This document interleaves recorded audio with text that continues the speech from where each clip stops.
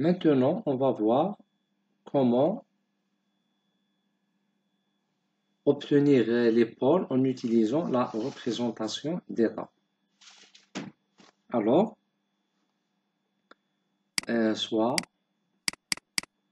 un système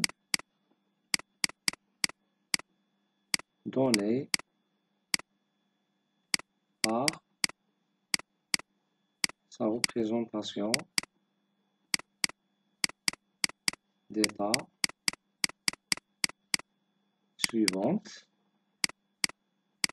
x point égale à ax plus bu et y égale à cx plus du, avec x un vecteur qui possède n composantes appelé vecteur d'état.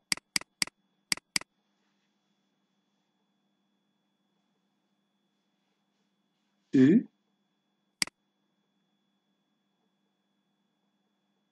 dans le cas d'un système monovariable, CISO, U est la commande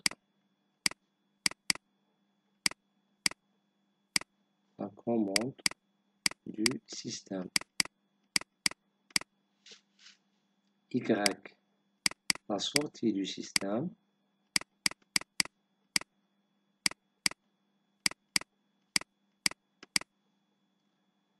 Pour les paramètres, nous avons la matrice A, c'est la matrice, c'est une matrice d'ordre n fois n, c'est la matrice de dynamique.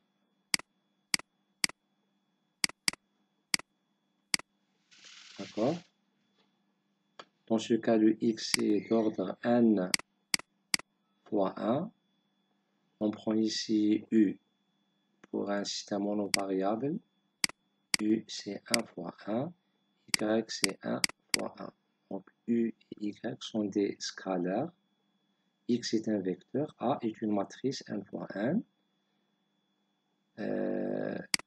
Le vecteur B, dans ce cas, est d'ordre n fois 1. C'est la matrice de commande.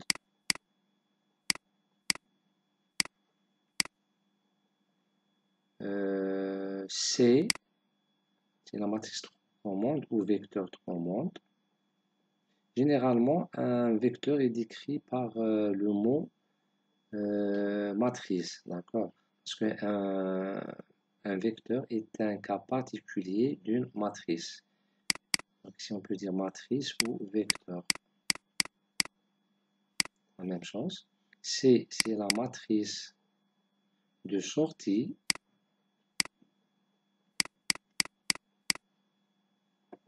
D'accord? Toujours, donc c'est un vecteur, c'est ordre 1 fois n. Bien sûr, D, c'est la matrice de transfert. De manière générale, c'est la matrice où, dans le cas des systèmes monovariables, c'est un scalaire. Donc, c'est la matrice ou scalaire de transfert entrée-sortie. Parce que le D, dans le cas du monovariable, D, elle représente un transfert parce que D, U et Y, donc c'est un transfert entre l'entrée U, la commande U, et la sortie Y. Pour cette raison, on l'appelle matrice de transfert entrée-sortie. Alors, maintenant, comment sont représentés les pôles dans cette forme de représentation d'état. Pour cela, je vais faire quelques calculs. Donc, premièrement, le vecteur d'état est un vecteur temporel, c'est-à-dire il dépend du temps. C'est-à-dire lorsque j'écris le x de cette manière, il faut prendre en considération que c'est une fonction de temps. D'accord? C'est-à-dire chacune des composantes x1 est fonction de t jusqu'à xn de t. D'accord? Donc, le x point de t, x point, est fonction de t. D'accord? C'est la même chose. Donc, chacune des composantes est fonction de t.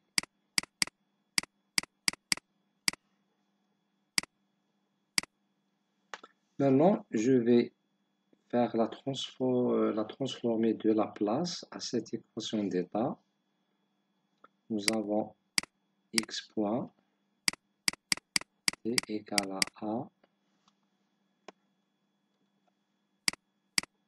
ax de t plus b ut. Je prends la transformée de Laplace aux deux membres de cette équation. Bien sûr, en considérant les conditions initiales nulles. Conditions initiales nulles. Donc j'aurai ici un S XS égale A XS plus B U de S.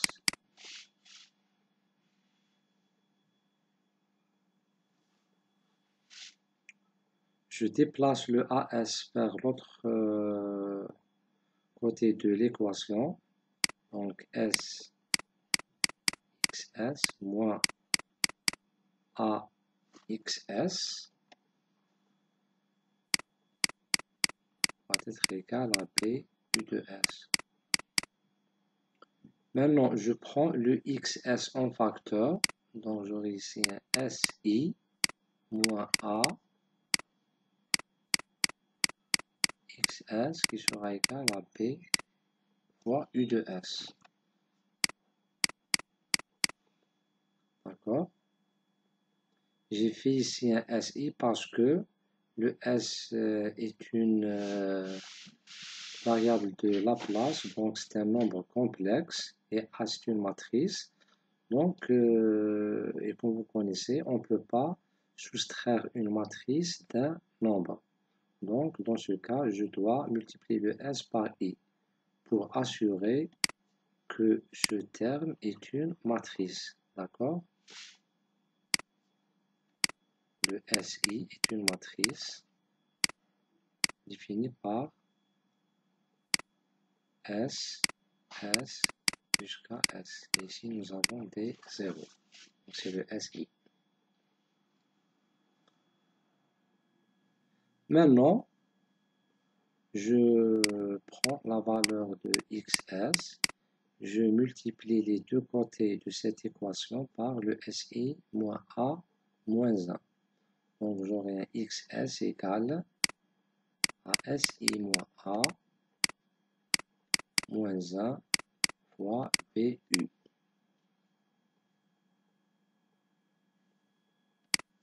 Gardez cette équation ici. Nous avons le y égale à cx plus du. Je vais faire la même chose. Donc, nous avons y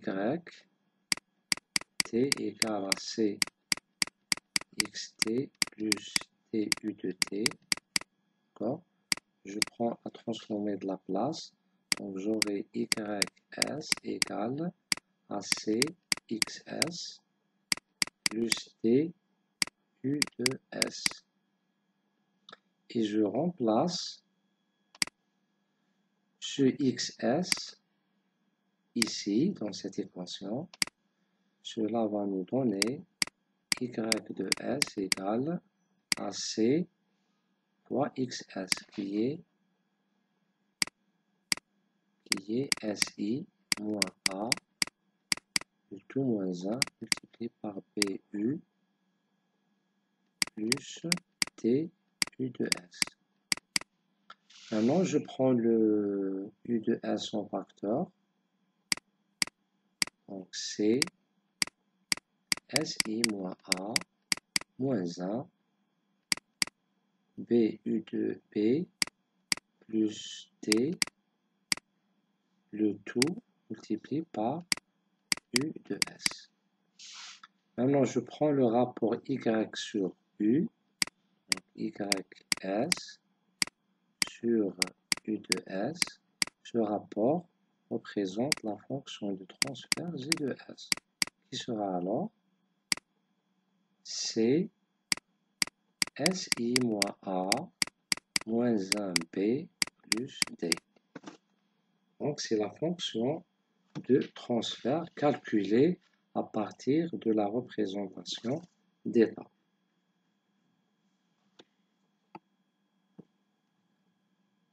Donc, cette expression représente la fonction de transfert obtenue à partir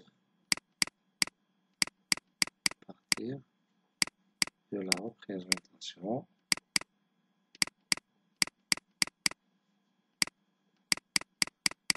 d'état. D'accord?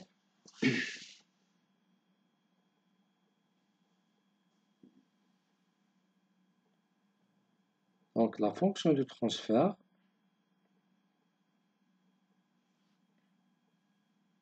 celle-là, elle peut être simplifiée en calculant l'inverse de SI-A. Donc, SI-A est une matrice.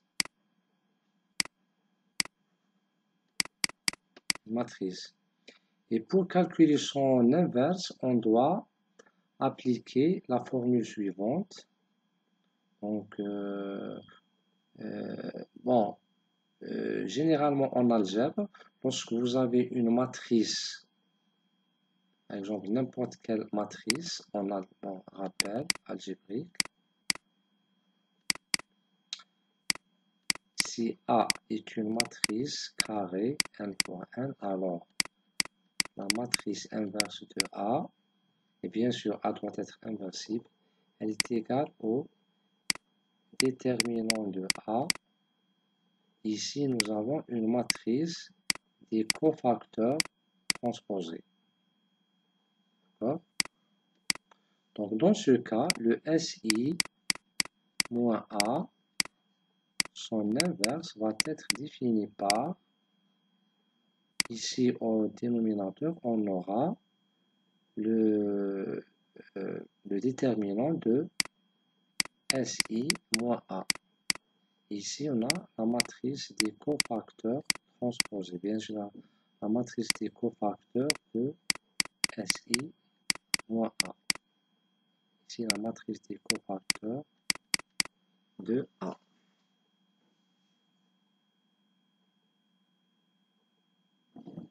Donc, on déduit alors que la fonction de transfert G de S va être égale à la matrice C fois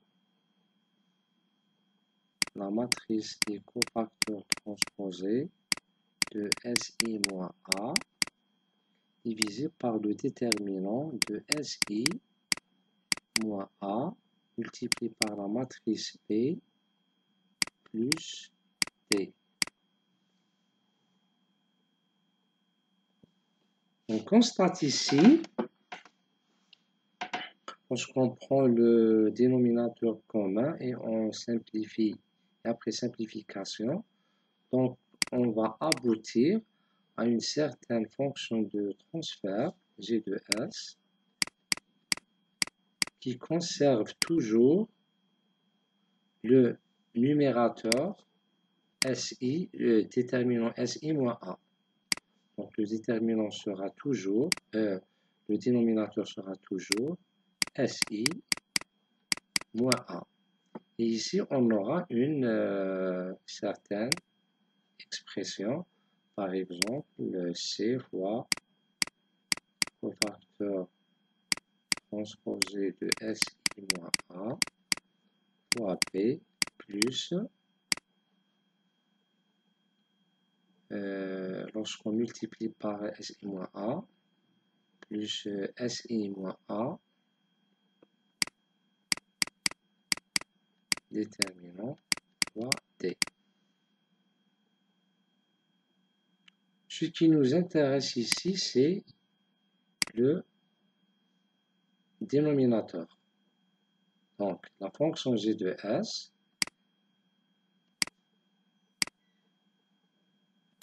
donc G de S, elle peut être représentée par un numérateur N de S sur un dénominateur D de S. Donc, le pôle, c'est quoi un pôle?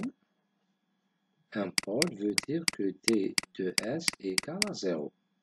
Dans ce cas, dans notre cas, D de S égale à 0 est équivalent à SI moins A déterminant égale à 0. Donc, c'est la seule condition à utiliser pour obtenir les pôles du système lorsqu'on vous donne sa représentation d'état. Donc, vous faites SI moins A égale à 0. D'accord? Donc, conclusion.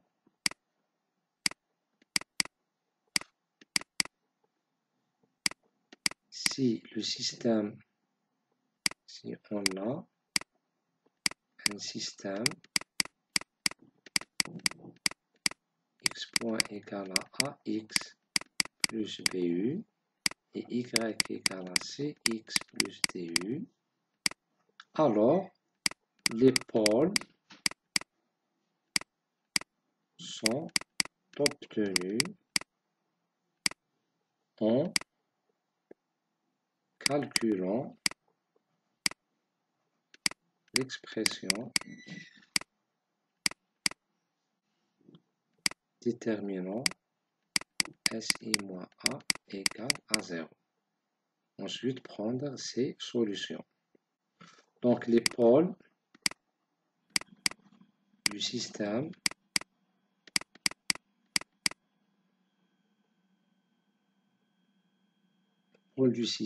sont des solutions de SI moins A égale à 0, déterminant SI moins A égale 0.